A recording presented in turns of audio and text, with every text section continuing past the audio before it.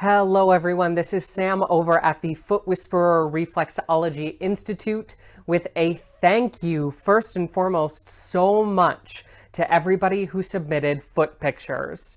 We got so many, it's ridiculous.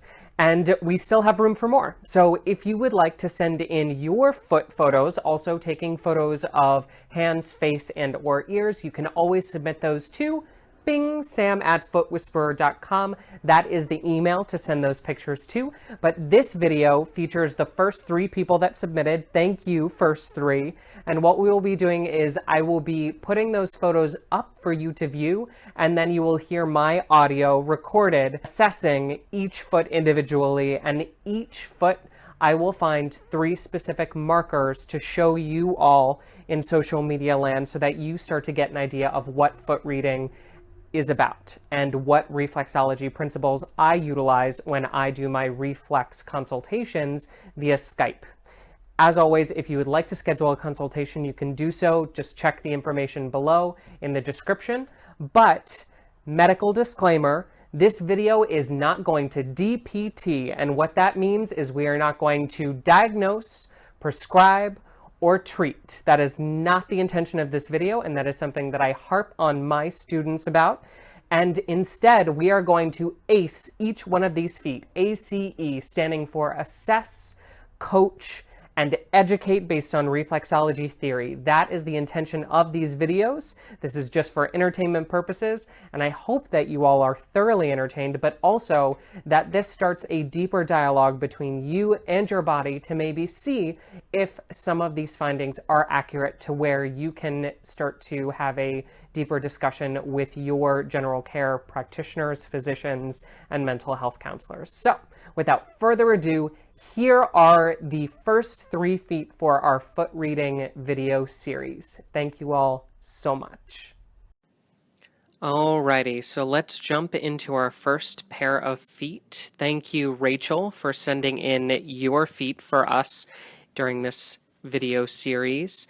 The first marker that I wanted to talk about is this protrusion, also commonly known as a bunion or a bunionization of the interphalangeal joint. When this area is raised, like in Rachel's case, from a reflex standpoint, it indicates not only pressure in the center of the chest physically, but also a weakness in that area due to congestion. So things like chronic chest coughs or lung infections are common.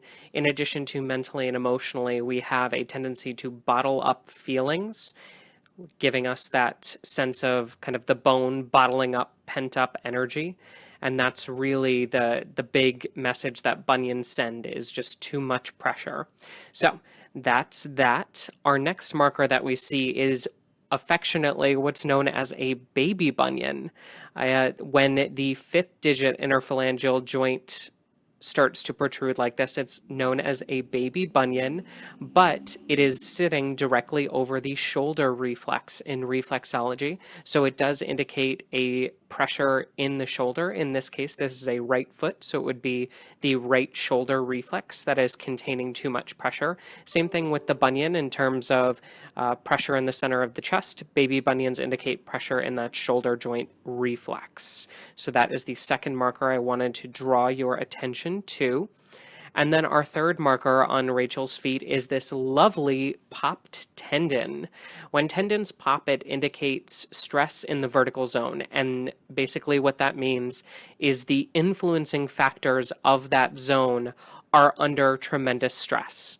Physically, the 5th vertical zone, everything in line with the 5th toe, represents the lower body. So the fact that this tendon is popped indicates that Rachel's right leg may have either knee issues, calf spasms, chronic joint pain. That right leg, for some reason, is causing tremendous stress all the way up the entire body. And then mentally and emotionally, the 5th tendon popping like this indicates severe stress in the aspect of our sense of security and how we're moving forward. So with this tendon being popped, like on Rachel's foot, this is the right foot, so it does have a past mental emotional meaning. So in the past, Rachel's sense of security and how she was moving forward was greatly heightened, and under tremendous stress. So, Rachel, thank you so much for submitting your feet, and that is what I have to say about that. Moving on to our second set of feet, we have James. Thank you so much, James, for giving us a chance to take a look at your feet. The first marker I wanted to really take a moment to talk about is this stunted right big toenail. It is a beautiful example of what people commonly refer to as toenail fungus. James and I chatted a little bit via email about this. However, timeline is very significant here.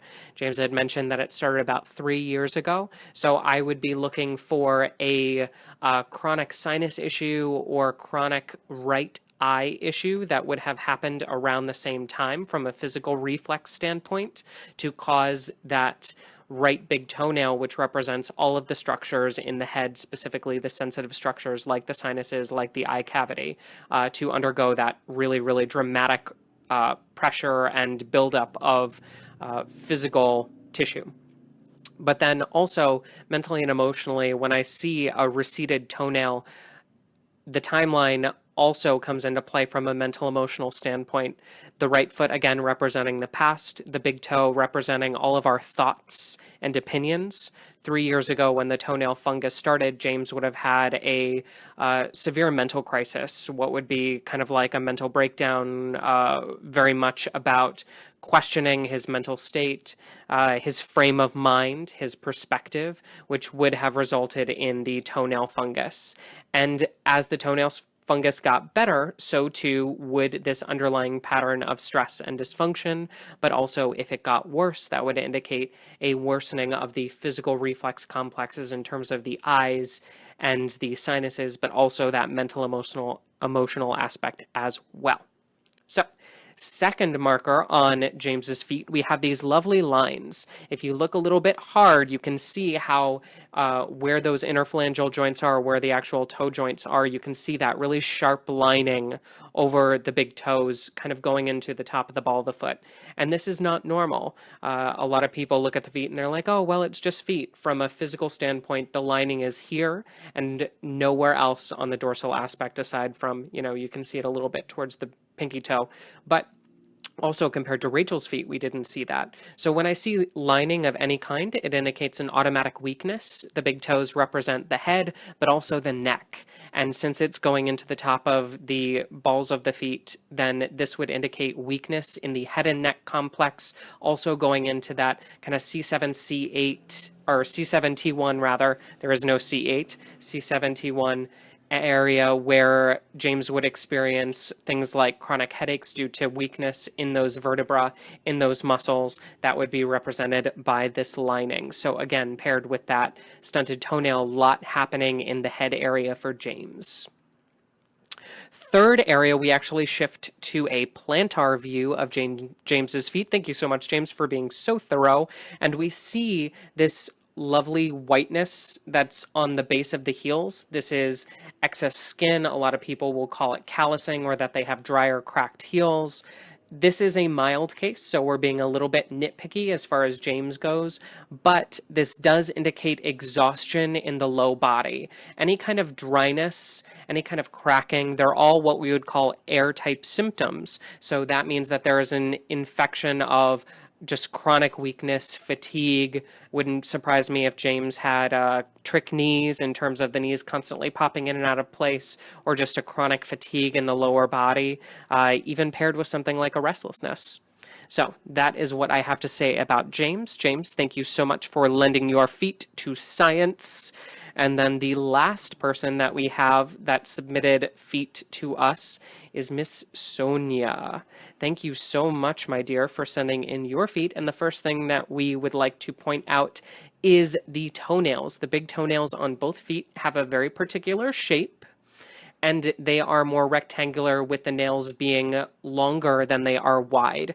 When we see this, this is more of a mental emotional marker. It indicates somebody who is a specialist, somebody who has studied a few topics very, very intensely, somebody who tends to be very, very good at one or two things, very much like an anesthesiologist, somebody who really devotes their time to studying one particular aspect of a craft as opposed to a jack of all trades toe, which would be the nail being wider but not long at all. In fact, it would look very, very small. So that is the first thing to look at with these feet. The second marker we have, I just wanted to pay attention to the toe shapes and the length of each toe for just a second.